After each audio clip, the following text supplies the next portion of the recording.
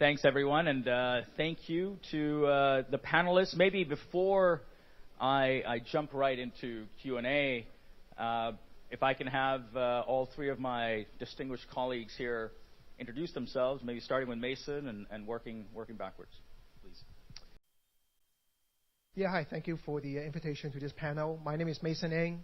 I'm from Verizon Oath. Oath is combination of Yahoo plus AOL, so that's why I've spent 13 years at Yahoo. Today I work a lot in terms of edge computing. As Verizon deploys 5G, our team works with our Verizon teams to deploy 5G and edge computing.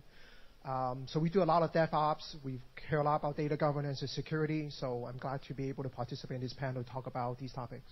Sure, my name is Jim Ruth. I work for Amazon Web Services.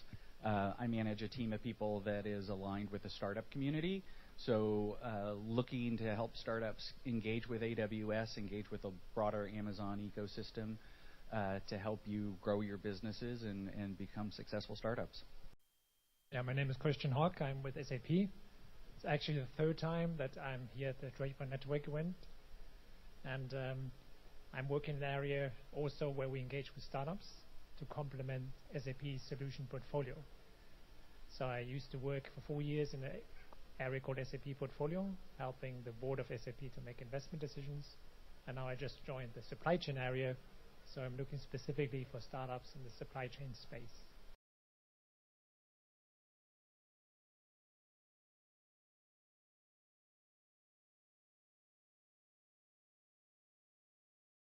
This panel on retail and consumer goods, I guess I couldn't have picked two better companies and people to have up here on stage with me to sort of delve into everything retail and consumer.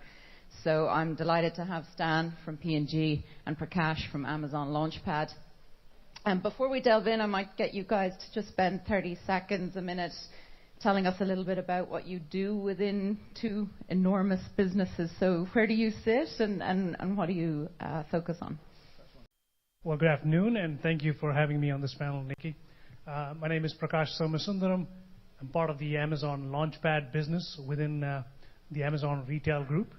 So specifically head up the global projects and business development.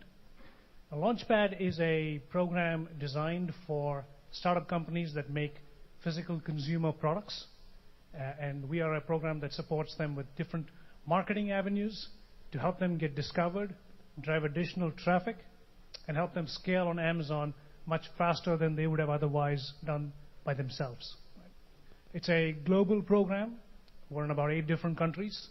We have a few hundred startups worldwide, and the ones that we identify and accept go through a coaching program. An account management team supports them, and we want to see that they become really successful and grow their business on Amazon as well as on other e-commerce channels.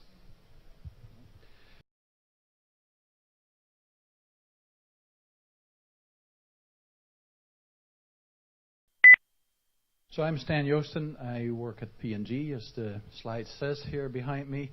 I am responsible for managing global partnerships, or at least most of them, with the large digital players.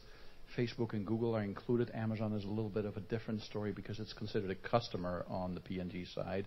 My other half of the job is digital innovation, and for that, for both those areas, I report to our CMO.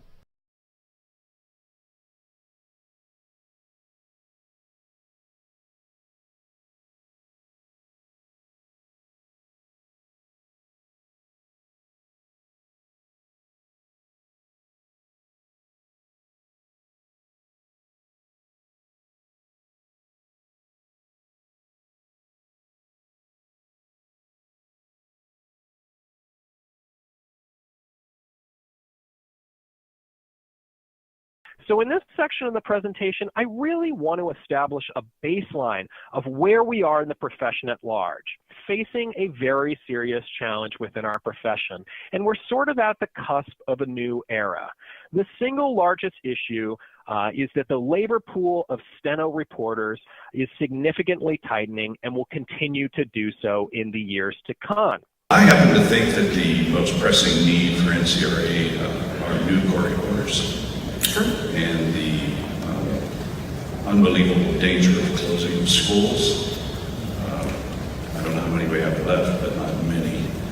I think we graduated 163 students in 1 year in the entire United States of America. Why aren't there more people interested? Just don't know about the opportunity of court reporting. It's not a very spotlighted profession.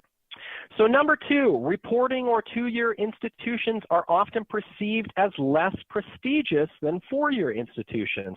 And that's a huge misconception to what court reporting is, and that the younger generation, the millennials we were talking about earlier, most commonly look at 2-year institutions as being less viable. The naysayers or the lay people out there, perhaps even guidance counselors, think that stenography is this archaic thing that soon won't serve a purpose in our society, or that technology is going to render stenography obsolete. So the talking point on this has forever been voice recognition is going to replace reporters, but there are just too many nuances, too much out of the ordinary that happens proceeding by proceeding for voice recognition to be totally viable.